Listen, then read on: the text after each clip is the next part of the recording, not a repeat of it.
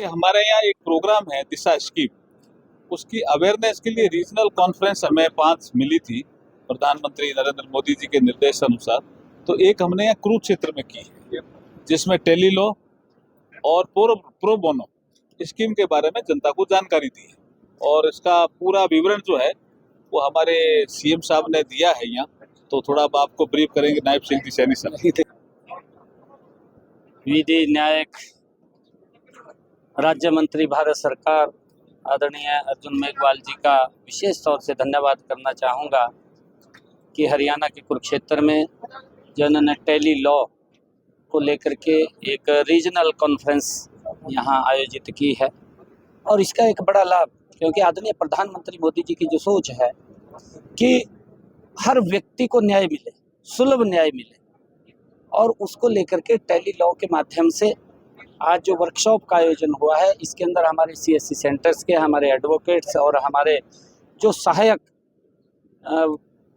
वकील हैं, एडवोकेट्स हैं, आज उनका ये प्रशिक्षण हुआ है। और इसके माध्यम से अंतिम व्यक्ति तक सुलभ और मुफ्त उनको ये न्याय मिले, ताकि कई लोग जो बहुत ऐसे व्यक्ति हैं, गरीब हैं, वो सोचते हैं कि कोर्ट में नहीं जा सकते और उनको न्याय नहीं मिलता। उनके साथ संपर्क करके, उनको जागरूक करके कि अगर किसी के साथ अन्याय हो रहा है तो उसको भी न्याय मिले, ये आदरणीय मोदी जी की एक सोच है। और उसको लेकर के आज इस वर्कशॉप का आयोजन किया गया है, और मुझे पूरा विश्वास है कि इसका बड़ा लाभ नीचे तक आम व्यक्ति को मिलेगा। और इसी में एक जो प्रो ब्रोनो उसके माध्यम से भी, क्योंकि बहुत सारे एडवोकेट्स जो स्वयं ही अपनी प्रेरणा से लोगों की हेल्प के लिए खड़े हो जाएं, तो इन सब का लाभ आम जन को मिलेगा। यही सोच आदरणीय प्रधानमंत्री जी की है कि न्याय का लाभ हर व्यक्ति तक पहुंचना चाहिए, हर घर तक पहुंचना चाहिए, ताकि हर व्यक्ति को लगे कि मुझे न्याय मिला है।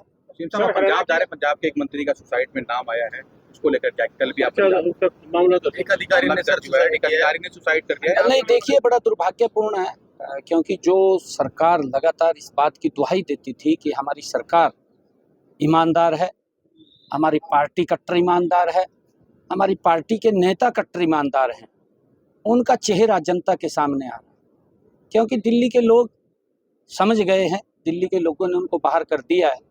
अब पंजाब की बारी है, जल्दी ही पंजाब से भी उनको बाहर करने का काम, क्योंकि उन्होंने बड़े सजाबाग दिखाए और उन्होंने कहा था कि हम ईमानदारी से काम करेंगे। परंतु जितना शोषण उन्होंने पंजाब का किया है, पंजाब को पीछे किया है, मेरे ख्याल से कांग्रेस से भी ज़्यादा उन्होंने पंजाब का शोषण किया है। और लोगों ने कांग्रेस के ऊपर अविश्वास किया, उनको बाहर किया, इनके ऊपर विश्वास किया, परंतु इन्होंने पंजाब के लोगों के साथ विश्वासघात किया।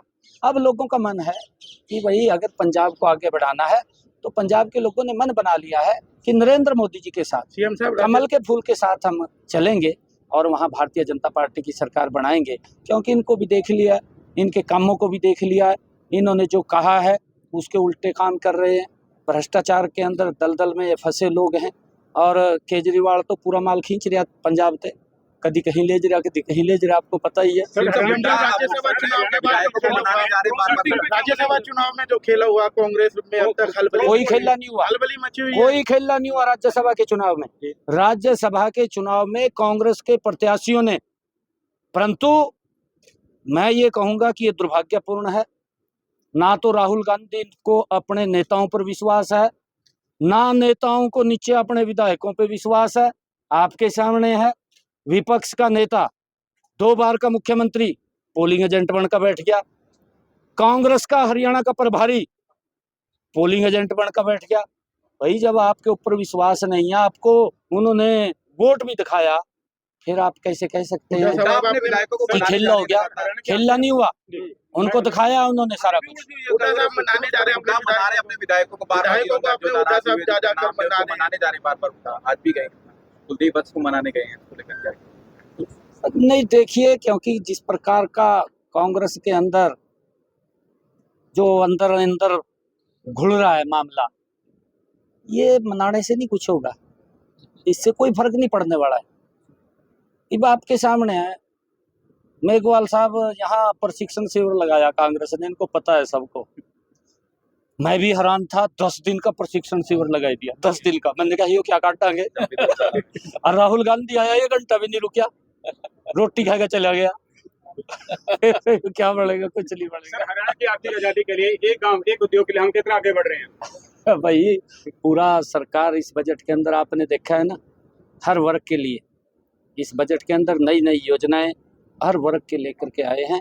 जो प्रधानमंत्री नरेंद्र मोदी जी का विजन है, इस बजट के अंदर साक्षात उसको धरातल पर उतारने का काम हमने किया है। आदरणीय प्रधानमंत्री जी का जो संकल्प है कि भारत 2047 तक विकसित राष्ट्र बनाना है, उस विकसित राष्ट्र में आदरणीय प्रधानमंत्री जी ने जो शब्द कहे थे कि विकसित राष्ट्र तब बन सकता है जब हम किसान को, महिलाओं को और युवाओं को और गरीब का उत्थान करेंगे, तो ये भारत विकसित राष्ट्र बनेगा। हमारा बजट उसी आधार के ऊपर है। ये महिलाओं को भी सशक्त करने वाला है, किसान को भी मजबूत करने वाला है, युवाओं को रोजगार देने वाला है और गरीब को उसको मजबूत उत्थान करने वाला है।